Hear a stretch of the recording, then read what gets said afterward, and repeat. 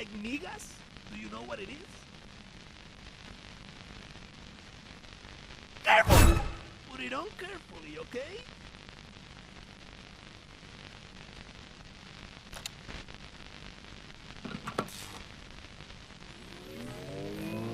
However, the mayor has stated that the squares will keep their park, and it will be the homeless who have to relocate. Later tonight for our top story, Expedition Team 95 has discovered the location of the Earth's graphical processing unit. Preliminary scans show the damage was caused by sustained overheating and insufficient cooling. More to come on our top story, with news at 11. Finally, a new Five Guys Burgers and Fries is being constructed in Springfield. Brother Necro.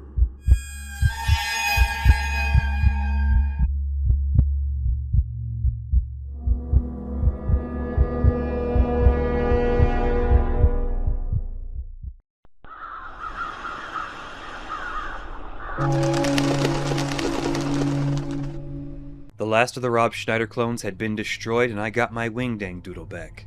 Adam Sandler and Rob Schneider Prime were on trial for conspiracy to produce Deuce Bigalow 3. The Earth's PCIe slot and therefore its GPU had finally been located, and it had been 60 years since I last heard from Jebediah, even longer since I had seen him. I was working as a television repairman in North by Northwest Korea, formerly South Sudan, when during a routine satellite repair, the broadcast reached me. It wasn't a coincidence, and it wasn't a normal broadcast. The frequency came in on the 95.7 MHz band, not used for televisions, at least, not yet at that time.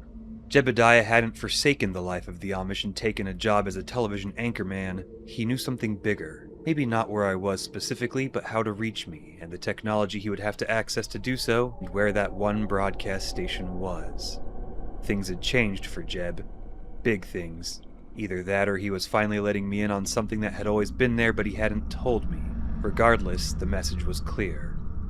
First, the GPU was burned out and the new cooling system was required. Formerly Mecha Trump, now Living God Pharaoh Trump, promised a new liquid cooling solution. On the day he made that proclamation, I heard the first chimes of the sunken bells and knew this was it. This is how the waters would come. They always came. How exactly they did was different each time, but this is how it would be now. Air cooling was no longer enough to meet the graphical demands of the Earth, and you really can't rely on an AI cooler on a GPU. Most would think that an open cooling system utilizing water blocks would get the job done, but the fools didn't know that that had already been tested long ago, back in the Russian times. No, to keep the Earth's GPU properly cooled, they were going to have to do what only the craziest of PC build enthusiasts do. They were going to have to go with a submerged build, and in a short 50 years hence, the face of the Earth would be changed forever to meet the sea levels required to submerge the GPU. Overall, that meant I had about 30 years to secure funding to get myself a ship. Easy peasy. Head back home, take over the farm once again, work on the side. Easy money for the long haul. And as per Jeb's message, I needed to head back anyway. We had a burger to catch. On my way back to the United States, I was laid up in a hotel for the night when I was visited, not by Jebediah, but by a woman. I knew her, but I couldn't remember from where exactly. She told me that a message was coming for me and I would be waylaid for some time before she would see me again. She stressed that she would see me again, and I would welcome her when I did. That night I dreamed and remembered. The pyramid, the great Bass Pro of Memphis, converted into the seat of power for the living god Pharaoh Donald J. Trump after the American people got tired of pretending to care about elections. Knowing that they were just going to vote for him anyway, they made him supreme eternal leader of the free world. No silly elections, no more pretending. Fuck it. We have better things to do on a Tuesday than a goofy game nobody cared about anymore. I was there for the remodeling, and that's when I met her, the witch. I'm not going to gross you out with the details of what we did, but it was freaky shit. And also, we got engaged. That's where I knew her from. She knew something was coming. The chickens were coming home to roost, and she was sending me a heads up to let me know the time was coming. And then I got an email from the Department of Temporal Integrity.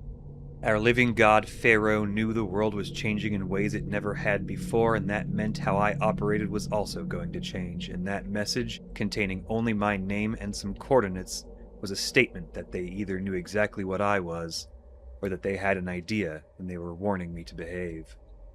The coordinates led to the GPU. They were recruiting me, with my knowledge of the universal machines and my time as a TV repairman, to assist in these repairs. Jeb's message had pointed them directly to me. The motherboard was found in an anomalous cave in Molokai, which wasn't much of a surprise considering after the waters come, Oahu would be revealed to be the first and most cursed of the Dread Arcs. But that's a story for later. We had to navigate deep into forests that did not belong as the GPU was still trying to load objects from decades prior, still churning and failing to keep up with the Earth's demands. It was deep in those caves, wandering among the cuticores, that the last remaining screen tears and graphical artifacts arrived to try and stop us. They were agonizingly slow, though. The monitor latency had more than quadrupled in the past few years, and they simply couldn't keep up with the absolutely indolent walking pace I taunted them with. Eventually we made it to the GPU, and it was little more than a few labor hours of government work before a new one was installed and the slow, 50-year process of submerging the build began. That meant my job here was done. The warning from the government was sent, and now it was time for me to head back home. Jebediah was already there, waiting for me. He regaled me with some story about a satisfying day of bringing himself closer to God through hard work or something.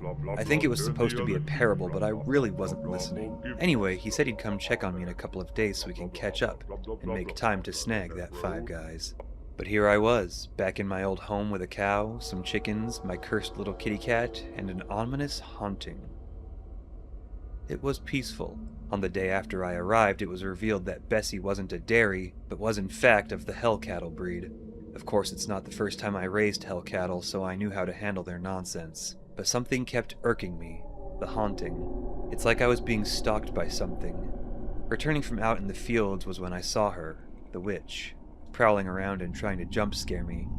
I think this was her idea of foreplay. And I mean, I'm a passionate guy and I get just as freaky as the next, but truth be told, she kinda needed to work on her game.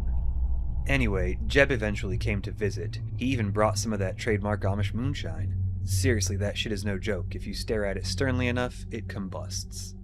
He made some effort to try and insinuate that he knew about the universal machines as well, and that the broadcast station had some purpose I was supposed to give a shit about, but I was fucking sloshed. All I remember is that Jebediah suddenly became 4 Jebs, and then I decided the floor sounded like a very comfortable place. I had passed out for 3 straight days and only awoke when some piggies broke into my garden. I decided to see where they came from, but quickly lost their trail out in the woods, where I started hearing what sounded like a satanic ritual. Feeling left out, I decided to investigate, only to find that it wasn't a satanic ritual. It was just Jeb and some Wiccans playing America's new national sport, who can burn the longest without screaming. Brett Favre V was America's #1 champion. Anyway, I found this cool key there, and it looked like it belonged to one of my padlocked doors, so I took it, tried it out, and lo and behold, the door opened.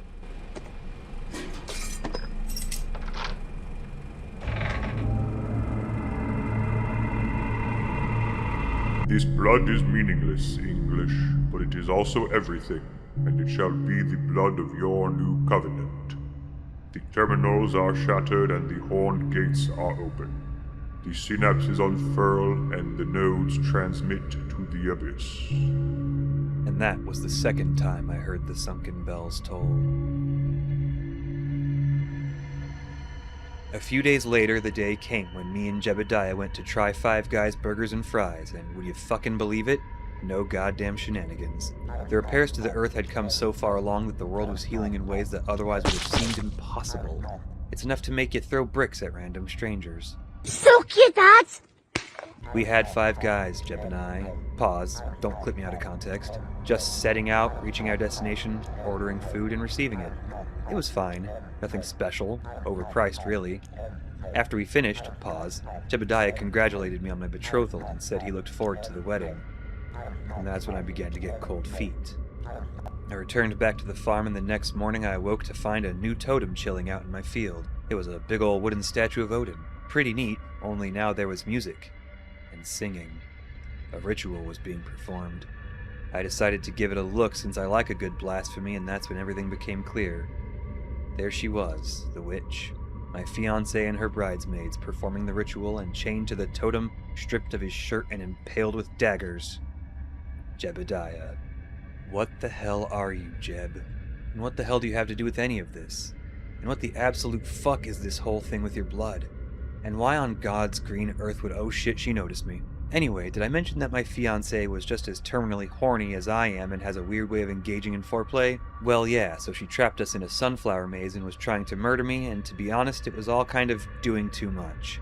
I've walked this earth a long time, and I may not have always done so alone, but this was just getting all up in my space in ways that I really wasn't jiving with. And then she killed me.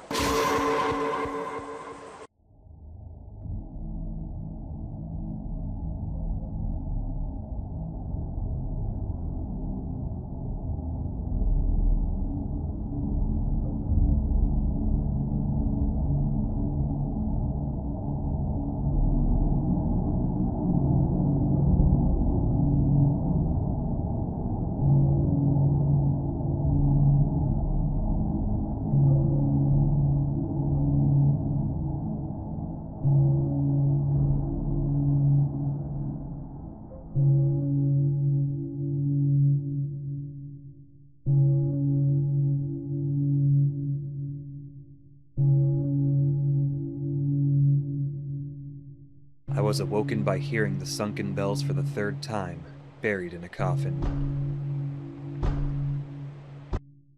They hadn't fully buried me yet, so getting out wasn't the whole ordeal it was last time, but it was still kind of annoying. Really, it was a whole inconvenience caused by people just being downright inconsiderate. Climbing out of my little dirt nap, I found my farm ablaze, a welcome to a wedding ceremony that was only awaiting its groom. I hesitated at the gates there, seeing the fire, the bridesmaids, the witch, knowing what was to come and what I would need to do in order to prepare. Living God Pharaoh Trump, the Department of Temporal Integrity, the sunken bells, the coming water, the awakening of Abyssus Carcarinus Lucas, the all-consuming requiem, and the acquiring of a ship. I just had so much on my plate I needed to get done, and I didn't know if I had time to do it anymore. What if I just break the curse on my cat, purge the demon from my hell cow, and ride off with my kitty into the sunset? Leave this farm, leave my job in town, leave my fiancé, and dedicate my time and energy to what needs to be done. It'll be quiet, productive, and I will get everything I need to get done with plenty of years to spare before the first waves crash. But I would be alone again, and I would have abandoned every one of my duties and promises. I will have walked away from my word and those who put their faith in it, and all this time since the fall of Sumeria, I will return to a life truly alone. I could use a change of pace. So what if she's got a weird way of foreplay? So do I. I have plenty of time to get my great works done. Is a change of pace so frightening that I would rather have a few years to sit and wait alone, rather than maybe spend it with someone who gave enough of a shit to haunt my farm with me? Would a married life really be so bad? After all, the world was changing. Maybe it was time I operated a little differently too. Maybe it was time for a different little side adventure. No mutated Alex Jones, no sex change curses, no more Rob Schneider flicks. Just me, my beautiful wife, and an endless sea of Nicolas Cage DVDs. Saying goodbye to those dead hookers I once hung out with, I said fuck the cat, forget the hell cow. If the matrimony had to be unholy, well, that was just the way I liked it. And if there was one thing amongst all that had transpired that I'd learned for sure, it's that throwing bricks at random pedestrians will never not be hilarious. Woohoo!